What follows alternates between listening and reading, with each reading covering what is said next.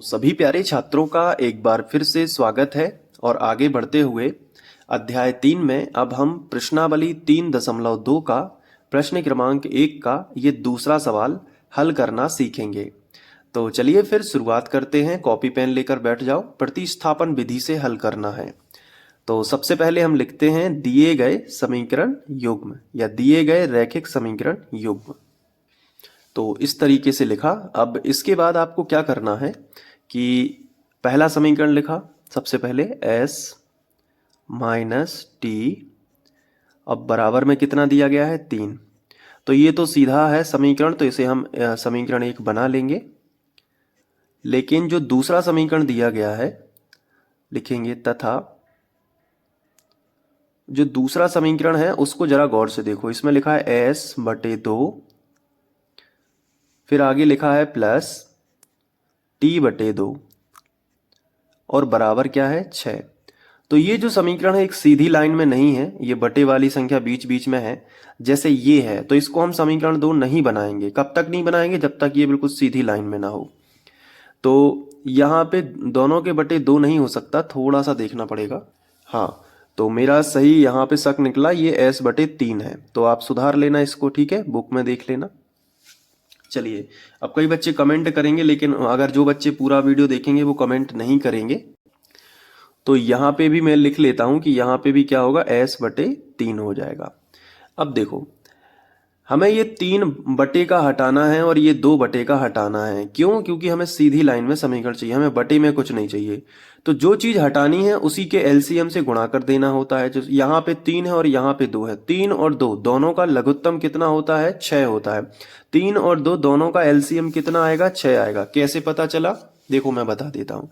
यहाँ पे 3 लिखा, कॉमा यहाँ पे 6 लिखा। सॉरी, यहाँ पे देखिए, मैं दोबारा बताऊंगा। यहाँ पे 3 लिखा और यहाँ पे 2 लिखा। ये 3 और 2 का एलसीएम लेंगे। तो सबसे पहले 3 एकम 3, 2 ज्यों का त्यों, ठीक है। फिर 2 से भाग करेंगे तो 1 तो रहेगा ज्यों का त्यों, 1 में नहीं जाएगा। 2 एकम 2, एक बार चला जाएगा। जैसे ही यहाँ पे 1 1 आया तो किनारे में जो संख्याएं लिखी होती हैं उनका गुणा कर देते हैं। तो 3 दूनी कितना आ गया? 6 आ गया। तो इसका मतलब ये हुआ कि 3 और 2 का लघुत्तम कितना होता है? 6 होता है। तो हम क्या करेंगे, पूरे समीकरण में हम लिखेंगे यहां पे पूरे समीकरण में 6 से गुणा करने पर, 6 से क्या करने पर? गुणा करने पर। तो चलिए कर लेते हैं 6 से गुणा, बहुत ध्यान से समझना।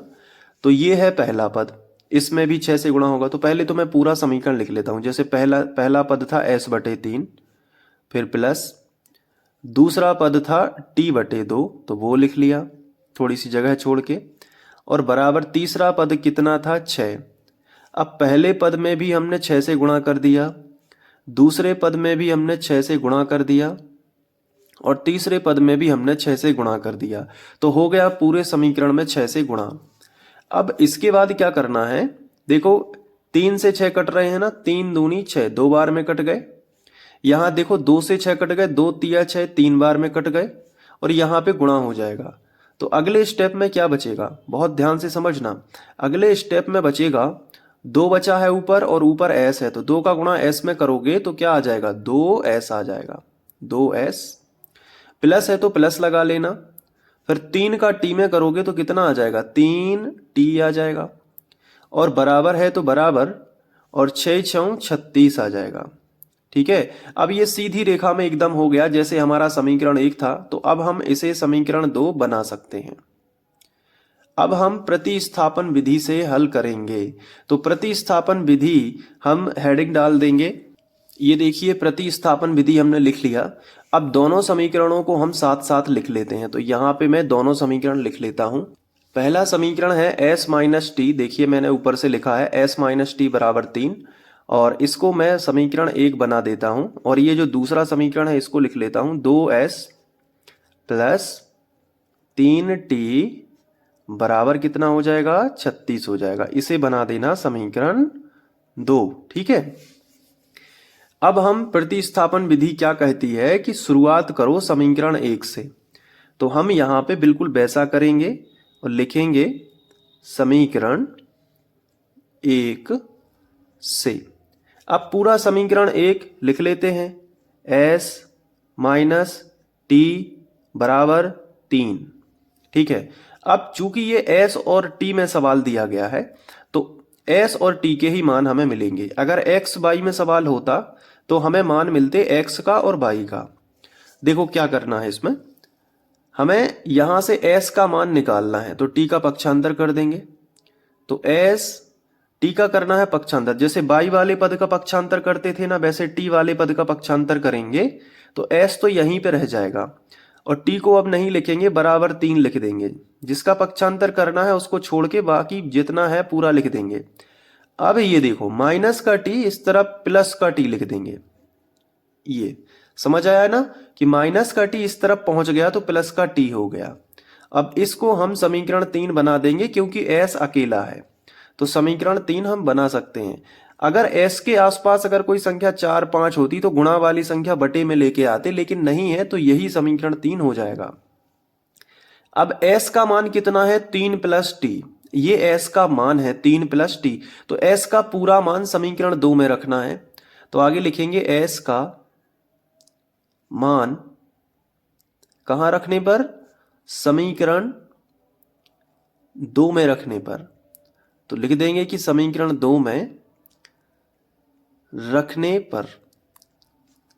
चलिए समीकरण 2 ये है, 2 लिखा है तो 2 लिख लिया, लेकिन s लिखा है तो s की जगह पे हमने क्या लिख लिया 3 प्लस टी, तो 3 प्लस टी और प्लस में कितना है 3t, तो प्लस में लिख लिया कितना है 3t और बराबर कितना है 36, तो बराबर 36 लिख लिया। मतलब 2 लिखा है तो 2 लिख लिया और s की जगह पे हमने क्या लिखा, s का पूरा मान जो कि था 3 प्लस टी, तो हमने यहाँ पे रख दिया और फिर प्लस लगा है तो प्लस, 3t लिखा है तो 3t, बराबर है तो बराबर और 36 है तो 36। अब देखो 2 का गुणा इस कोष्टक में होगा तो कोष्टक यहां तक है तो 2 का गुणा 3 में भी होगा और 2 का गुणा t में भी होगा। तो 2 तिया 6, फिर प्लस है तो प्लस लगा लो, फिर 2 का t में करो, 2 का t में करोगे तो कितना आएगा 2t और प्लस कितना है 3t, तो 3t कर लिया और बराबर कितना है 36, तो बराबर कर लिया 36। अब देखो टी एक तरफ कर लो और संख्या संख्या एक तरफ कर लो, तो देखो ये 2t और 3t, तो एक तरफ लिख लिया मैंने, अभी जोड़ा नहीं है केवल लिख लिया 2t और 3t बराबर 36 और ये धन का 6 इस तरफ लेके आ जाओ तो माइनस का 6 हो जाएगा। समझ पा रहे हो ना। अब देखो 3t और 2t आपस में जोड़ दो तो कितना हो जाएगा 5t हो जाएगा, बराबर 36 में से 6 निकाल दिए तो कितने बचेंगे, तो 30 बचेंगे। ठीक है, समझ आ रहा है ना। अब देखो t के साथ में जो 5 है ये गुणा में है तो गुणा वाली संख्या कहाँ लेके आ जाओगे, बटे में लेके आ जाओगे, तो 30 बटे कितना हो जाएगा 5 हो जाएगा, तो 5 छक्के 30, यानी कि जो t का मान है वो कितना हो जाएगा 6 हो जाएगा। तो t का मान हमारे पास आ चुका है। अब t का मान अगर यहाँ पे रख दें तो s का मान मिल जाएगा। तो आगे हम लिखेंगे, मैं यहीं पे लिख देता हूँ, यहाँ पे थोड़ा सा मैंने जगह निकाली, अब लिखता हूं यहां पे, देखो बहुत ध्यान से समझना। क्या लिखेंगे अपन कि t का मान कहां रखने पर, समीकरण 3 में रखने पर। तो चलो फिर समीकरण 3 में रख देते हैं, ये है समीकरण 3, तो s बराबर 3 लिखा है तो 3, प्लस है तो प्लस, और जो t है ना तो t की जगह पे कितना रख दो 6 रख दो, ये रख दिया। तो s बराबर कितना हो गया 6 और 3 9 हो गया। तो देखो s का मान भी मिल गया, तो लिखेंगे अतः s बराबर 9 कॉमा और t बराबर 6 दिए गए समीकरण निकायों या दिए गए समीकरण युग्मों के दिए गए समीकरण युग्म के हल हैं। इस तरीके से ये सवाल भी हल हो जाएगा। अब आप इसको अच्छे से नोट कर लो पूरा, यहां से देख के लिख लेना पूरा, ठीक है, यहां से देख के लिखो। इसके बाद यहां पे